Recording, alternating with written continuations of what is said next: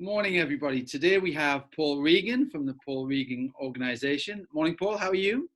I'm very well, Graham. Thank you. How are you? Yeah, really good. It's beautiful and sunny in South Shields, which is always nice. Bit of a change, but always nice. Do you want to tell everybody a little bit about yourself and about your businesses that you have? Sure. So my name is Paul Regan and I run three small businesses. One is a management consultancy specializing in providing business advice and support to primarily tennis clubs and tennis coaches. Worked in tennis all my life, so that comes as second nature and something I really enjoy.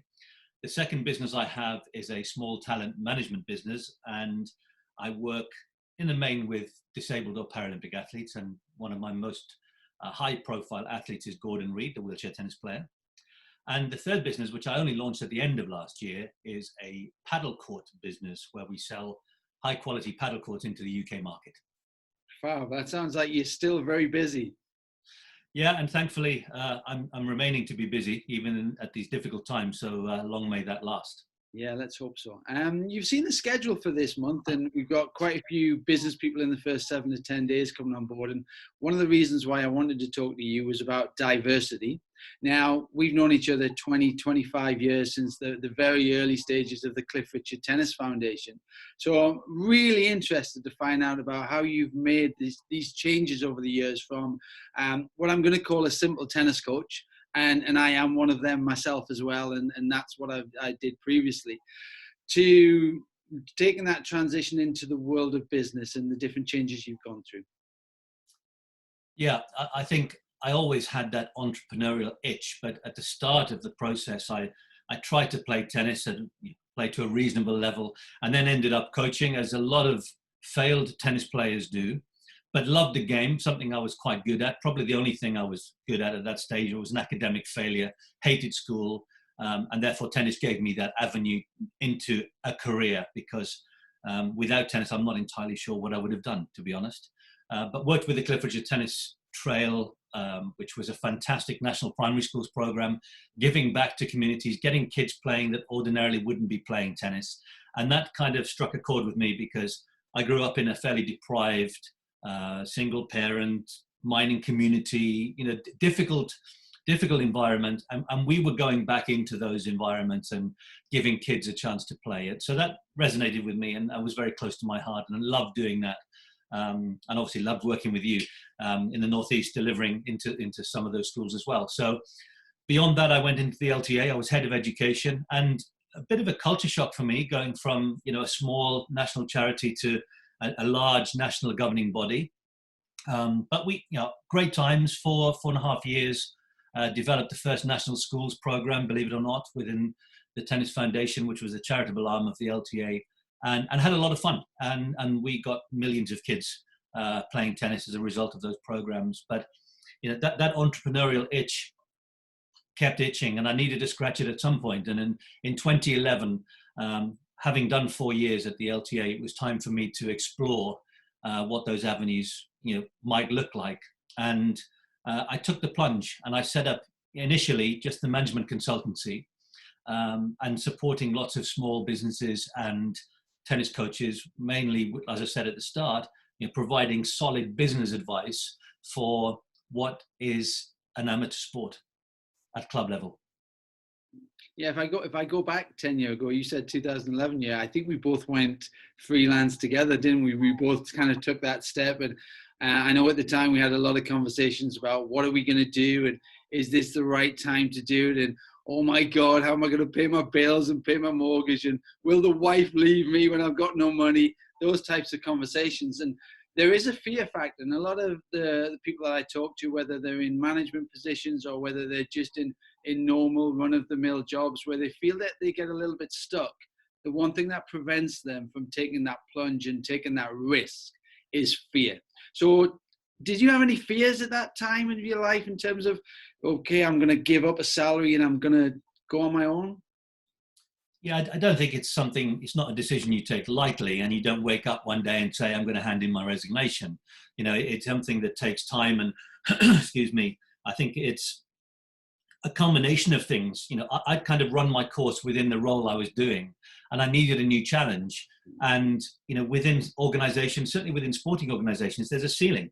And if your role cannot go above the ceiling, or there's not another role that can challenge you within that organization, then you have to look elsewhere.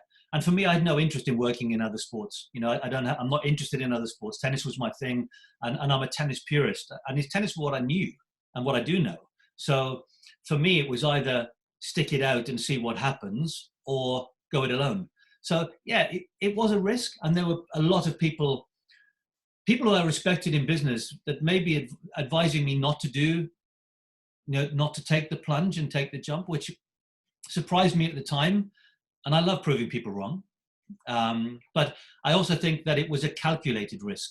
And I think as long as your risk is calculated and you've worked out what the next 6 to 12 months looks like, and in my case, financially, I had 2 kids and a mortgage and everything that goes with that. So I did have commitments, I did have overheads, and I did need to cover them. But I set up sufficient pipelines so that when I left, I went straight into a good pipeline of business. So yes, it was a risk, but I was comfortable with the risk I was taking. Fab. So I'm hearing 2 things from you, Paul, at the moment. And again, we've had these conversations over the years. And we run a program which looks at leadership from sport into business, and how the 2 work really well together, quite nicely together, I think it's sometimes. And businesses love that concept that we can take sport and we can put it into business. But 2 key things I'm hearing from you at the moment. One is passion. Your passion and love for tennis, and your passion and love for the sport itself. And I think that's one of the things that we can certainly recommend people, if they are going to make this transitional shift, they want to make this lifestyle shift, is you want to do something that you're passionate about. You've got to find that true love, because then it's not necessarily just a job. It's something that is deeply introvert into your own self. And the second thing, which I think I like, and what I'm hearing is, again, it's another tennis analogy, competition. You've got to set that competition. You've got to set that challenge with yourself regarding, where you're going next. Because once we just kind of hit that mundane kind of, this is my life, I'm stuck for the next 30, 40 years, we lose something in ourselves a little bit. And I think that on that competition side, I think that, I've always been dedicated to whatever I'm doing, whatever it is on a given day. But, when in my previous job, I might work a 60, 70 hour week. And at the end of the day, did anybody care? I'm not entirely sure whether they did or didn't. But if I work a 60, 70 hour week for myself, then that has different outcomes. And when we talk about earning potential, in a salaried position with no overtime, with no extra pay, your earnings are fixed.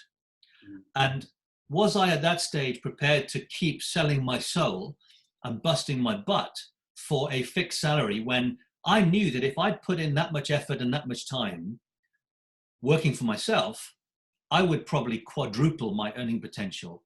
And I am ambitious, and I am driven by success, and money is part of that. It's really interesting one. That is 2 things I'm going to pick up. One is the fact that I was talking to a client just before. I'm going to use the word stuck in isolation, although the wife will certainly say we're safe in isolation.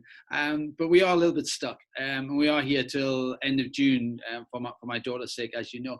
But he was talking about the fact that he was unhealthy, he hated his job, but there was a lot of strains on his relationship with his wife and his kids, because he was working those 60 hours, because he was working those 70 hours.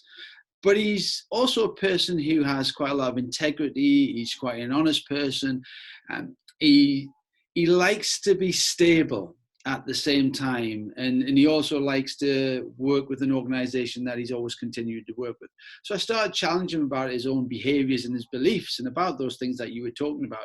And the 2 things which came out was, one is the fact that guaranteed in any job these days, if you're dead, you'll be replaced in 2.5, 3 weeks. So HR will be out to advert, Paul Regan's job tomorrow, out to advert, somebody else will come in and take the job, because that's how businesses have to run. They need somebody to replace you. So what is your value to that organization? And how much is that value to your organization worth more than your own value to yourself and to your family? And the second thing is, well, that you talked about, there's money.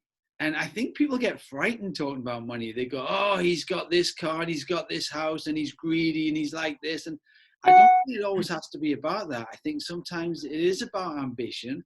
It's about challenge. It's about competitiveness, but it's personal competition and wanting to try to achieve a little bit more. Now, for me, money is important, but not for necessarily the reasons why people think. So they might turn around and go, oh, Graham has X amount of money. Well, actually, the money's not important. It's what money allows me to do with my family and what it allows me to do with my friends, which is more important. So my driver for money is based around events and things that I can do more than the actual monetary value, if that makes sense. Yeah, and I think that means different things to different people. And, you know, I've got three growing boys that cost me a fortune. And, you know, like any parent, you want to provide the best you can for your family. Yeah. And therefore, you know, it means that if I can pick up an extra few clients this week, next week, or the week after, then happy days, because it just means that I can provide a little bit more. So, yeah, it's not the success is the main driver. You know, winning that piece of work, you know, putting your hat in the ring, tendering, you know, getting the buzz from that whole process. That's probably more meaningful at the start of the process, and then when you can cash the check, it's a bonus. Well, it is actually a bonus. It's a financial bonus, because when you don't cash them, they're not really very good. And I have one from UK Athletics that I do need to cash. So thanks for that reminder. Or England Athletics, I think it is now. With that in mind, we wanted to talk about diversity today. So you set up Paul Regan Organisation from the start 11 years ago, at the same time that I set up GF International Solutions. And then you've changed a little bit over the last 11 years. So talk me through your learning. Talk me through your growing and any tips you have of starting to, one, maybe understand diversity, because I think some people go, right, I'm an educationalist, I must just do education. And then at some stage, you know, when everything becomes a little bit more clear and the world becomes a little bit bigger, we realize there's a little bit more than our own little kind of ego and our own little world that we choose to live in or want to kind of hide away from everybody else in. Tell me a little bit about that, Paul. Sure. I started the business and I had 3 or 4 clients already. So that was perfect to delve into. And one was an equipment supplier, one was a tennis provider, and one was a coach. And that was great. Gave me a big cross section and really enjoyed the challenge that gave me. I then picked up 2 big pieces of work within 6 months of starting the business. One was reopening a tennis center that had closed in Swansea, which is where I came from, actually, where I started playing. So that was quite close to my heart as well. But I live in Guildford in Surrey, and Swansea's not on the doorstep. And then I was asked whether I would manage the Great Britain wheelchair tennis team for the London 2012 Paralympic Games. Now, that was a big role. That was a big chunk. And something I had nothing to do with Paralympic sport prior to that. I knew nothing about wheelchair tennis from a technicalities perspective. I'd hit with some of the players because I'd be around the National Tennis Centre, but hadn't really got any knowledge of wheelchair tennis, which actually was a bonus. I think it was a real plus, because I think what they wanted was for somebody to treat it as a high-performing, you know, national team, and that's exactly what we did, and we were quite successful in the games. Coming out of that process and successfully delivering 2 quite big projects, I remember going back to the office and kind of sitting back, and I'm going to have a couple of weeks off, and those couple of weeks off became a couple of months off because my contingency planning was less than poor. And that was my first major learning that slapped me in the chops when I'd kind of stopped to take a breath. But how many breaths do I need to take before I get my next gig? And I hadn't kept my eye on the ball. I hadn't kept that pipeline that I developed when I started the business. It had dried up. So I then very quickly had to look at how I could reinvent myself or the business or both. And having had the games experience with the Paralympics, I really enjoyed working with some of the athletes. And everybody talked about London 2012 Paralympic Games as the game changer. You know, it changed the perception of disability sport. It focused on the ability, not the disability. blah, blah, blah. And I agree with all of that. The public perception of disability sport had changed. What frustrated me was that the commercial value of the athletes didn't budge. Mm. So all of this hype and enthusiasm and support and crowds and television did absolutely nothing to the majority of the higher profile Paralympic athletes. And that was the catalyst for me that said, okay, Paul, why don't you go and prove these people wrong and set up a talent agency to help the athletes that you liked working with. And I did that for nothing for a number of years. So I worked with Gordon Reid right from the start. Gordon got to the quarterfinals of singles and doubles in London. He was only 19, young kid. But for 4 years, I worked for him for nothing. But I knew that we were building foundations.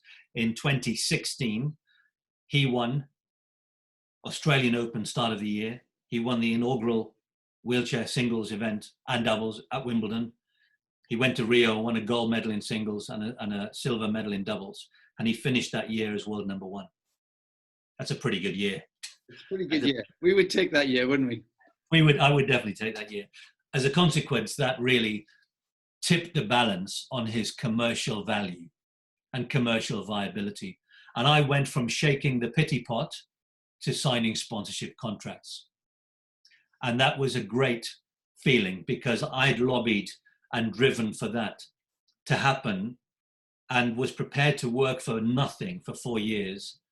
And now we're in the heart of some pretty big contracts. So Gordon's main commercial partners are two big global entities. So Uniqlo, who also signed Roger Federer. Can I just say that I signed Gordon Reid before Roger Federer was signed? Just saying. You can't say that. I don't mind. I'm sure Roger's people won't mind you mentioning him. And I'm sure Gordon's people, as in seeing that I'm talking to one of them, won't mind either. I'm sure Uniqlo won't mind either. And I know you like free kits, so I'm surprised you haven't got any on today, by the way, Paul. Not that you can see anyway. And then Aberdeen Standard Investments are a Scottish brand, Scottish heritage, and that sits really comfortably with Gordon as a proud Scot. Yeah. So we're in the kind of latter stages of the first deal with that, and both of those partners have been fantastic to work with. So that was my first sort of need to diversify, and it's worked. It took a little while to get there. Alongside that, I continue to do my consultancy work. I continue to work with the clubs and coaches, but it's really hard selling a professional service into a volunteer sector because the majority of tennis clubs up and down the country are run by very well-meaning volunteers. They may not have the skill set to run a tennis club, which is where I come in, but also they do that for nothing. So selling what I do and then sticking an invoice behind it doesn't always sit comfortably. It's a hard sell. So that's always been a bit of a challenge of that particular role. Well, I love the story about the 2012 Olympics. And whilst you played your role there, I worked on the Visions and Values program of the 2012 Olympics. And it was inspirational to see how people really started to buy into the concept of not only the Olympics, but maybe what the Olympics stand for as well. And the Paralympics 2012 certainly really stood for those visions and values of what we always talk about in the Olympics. And I think sometimes in situations like we are now, it's really important, especially from a business point of view, but also just from your personal integrity point of view, is what are my core values? What is my vision in life? And that vision might change. And this whole diversity that we're talking about with yourself, Paul, is that you have to, one, be aware of where your current situation is. And we work on a little bit model with athletes and business people that get them to understand this whole control and fear, this comfortable and fear part of their life. And we tend to sit there quite regularly in terms of, took my eyes off the ball, I've cashed my check, things are going really well today, to, oh my God, what do I do next? But then it's about this continuous learning and this continuous growth. And that's where I think you and your organization's done really well in terms of keeping an eye on what might be ahead going forwards, but also, actually, can I take my skill set that I've currently got and transfer it into something else? So tell me quickly about the paddle business that you've now got running.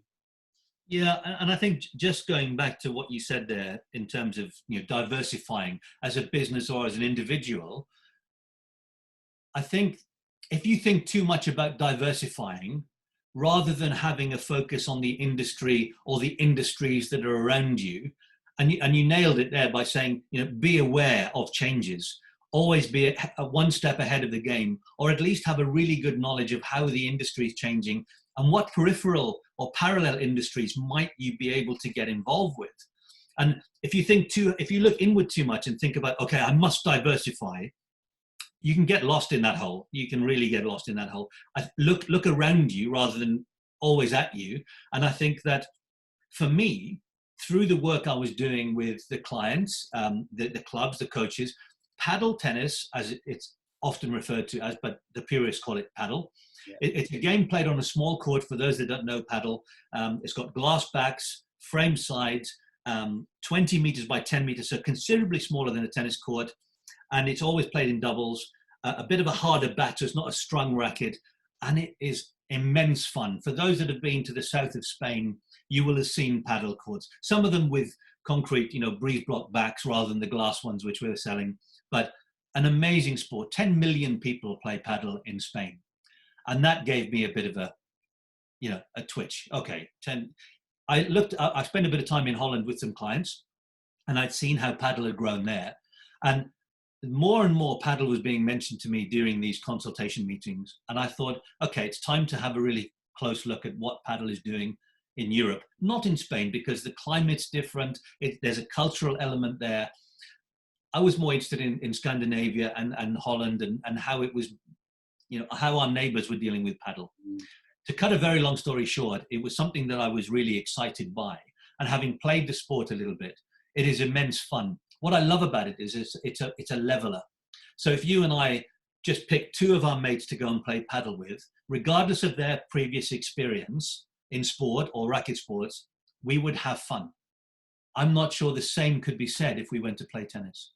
No, tennis is a really tough one, because unless you map the level of your opponent, you either get absolutely hammered or you win too easily, and it's really difficult to find somebody you match up against. And paddle's an interesting one, because my friend plays paddle for Finland, and it is a fab game. I've only managed to play it a couple of times, and we've got a couple of courts in the northeast now. It's certainly something that's going to be growing as well. And when you were talking about there in terms of looking within, and instead of trying to diversify in maybe an apple and an orange concept, I've been doing quite a bit of work in the world of property over the last 2-3 years as well. And I know some people who have went into the property market, got some little properties which they rent out, then they set up an estate agent, and then they set up a sourcing agent. It's still all in property, but all of a sudden that one business becomes three pretty quickly. But it's a confident, as you said before, it's not so high risk because they've already done their due diligence. And I think you've done that, Paul, over the last sort of 10, 11 years that I've known you, and all the transitions and the add-ons that you've built to PRO have all been connected in some degree, haven't they? Yeah, and an expansion of my skill set, an expansion of my experience. And I quite like being outside of my comfort zone. If I'm sit too comfortably, for too long, I get bored. And therefore I quite like being challenged and extended. And, what the chuff did I know about paddle, 18 months ago? Not very much. And I'd like to think now that I know quite a lot about paddle courts. To the extent. I also know, though, that if you sit too long, you've probably got a cup of tea in your hand and a Jaffa cake. Well, 1 out of 2 is not so bad, is it? I've eaten the Jaffa cakes. Yes, that's probably true. Right, Paul, let's just wrap this up. In terms of somebody who's running their own business and maybe currently at this moment in time, they're looking to either expand or add another business to what they do, or get into the world of business and work for themselves. Three top tips. What would you say in terms of recommending, building a strategy up, implementing a plan, and having the confidence to get over that fear in order to just go and do it and have a go? I think the first thing is to research. Really research whatever you're going to do within an inch of its life, because the more you know going in with your eyes wide open, the more prepared you'll be for any bumps in the road. And there will be bumps in the road. But if you've done your research, then that we talked about that calculated risk. Your risk becomes much more calculated if you've done your due diligence and you've done your homework and you go into it eyes wide open. The next thing is work out what your business model, your earning model is going to be, and how much cash do you need to get through the first month, 6 months, 12 months, and then what does that revenue stream look like? I think if you go into that financial element without planning it, that could be more scary than the concept of doing it itself. You know, really be prepared. And I think the final point, and something that I certainly live and will probably die by, is that, you know, do what you enjoy and enjoy what you do, because you're a long time gone, and we spend most of our time at work, and I spend a huge amount of time sitting behind this computer, but I know that it's for the right reasons, and I'm doing something that I actually enjoy most of the time. Paul, thank you very much. Hopefully everybody else has enjoyed this little session. Please press the button below and subscribe to the YouTube channel. What I'll do is I'll send all the links to all of Paul's businesses on the PDF. We also pulled together a nice little business model due diligence PDF handout that you guys can download and feel free to share. And if there's anything that we can help with, that would be great. But for now, Paul, thank you very much. Hopefully you're going to go and watch some of the rest of the videos over the rest of the month. We've got some fab people, some Olympic athletes, some really good business people coming on board as well. So hopefully you might learn something as well as me during this month of education and learning. So that's great. Paul, thank you very much, and we'll speak soon. Good luck. Bye. Cheers.